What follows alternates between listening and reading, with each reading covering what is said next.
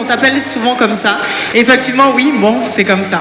Mais elle s'appelle Maureen Haïté. Son nom, c'est Maureen Haïté, une jeune entrepreneure, propriétaire de l'une des plus grandes marques de mode en Afrique, qui est Nana Wax. C'est l'une des entrepreneurs africaines les plus influentes de sa génération. Derrière les réussites de Maureen se cache le parcours d'une trentenaire qui a progressivement gravi les échelons. C'est une entrepreneure à succès. Elle possède aujourd'hui 6 boutiques Nana Wax, dont 3 en Côte d'Ivoire, une au Sénégal, une au Bénin et une à Lomé. En décembre 2022, Maureen reçoit la médaille de chevalier de l'Ordre des Arts et des Lettres des mains de la ministre française de l'Europe et des Affaires étrangères, Catherine Colonna, à Abidjan, pour son apport à l'entrepreneuriat et à la mode. Alors, Maureen, c'est beaucoup de choses. Maureen, la première question que j'ai envie de te poser, comment toi, Maureen Haïté, tu te définirais toi-même? Bonjour à tous, bonjour les Togolais. Comment je me définis? Je me définis comme une entrepreneur et une personne libre. Très clair, très précis, comme on aime. Alors, tu sais, Maureen et vous savez, aujourd'hui, beaucoup de jeunes veulent être des entrepreneurs. Beaucoup de jeunes veulent entreprendre, mais beaucoup ne savent pas comment y arriver.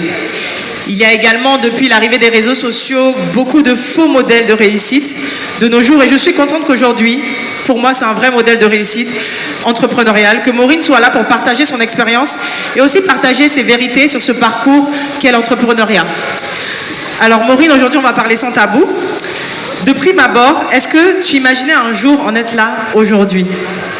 Quand j'ai commencé, je n'imaginais pas en être là. Moi, quand j'ai commencé à vendre du prêt-à-porter en wax, c'était vraiment pour me faire un peu d'argent de poche, pour payer mes vacances ou mon train de vie sur 3 mois. Donc, je ne pensais pas que j'en serais là aujourd'hui.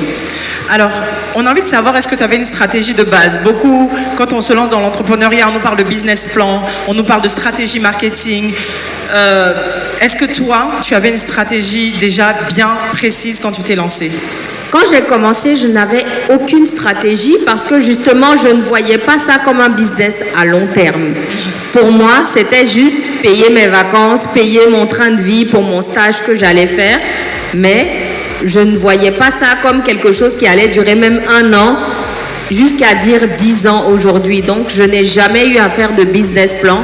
Je ne vous dis pas de ne pas faire de business plan, mais moi, je n'avais aucune vue sur la durée. Donc, je n'ai pas eu à faire de business plan jusqu'à aujourd'hui.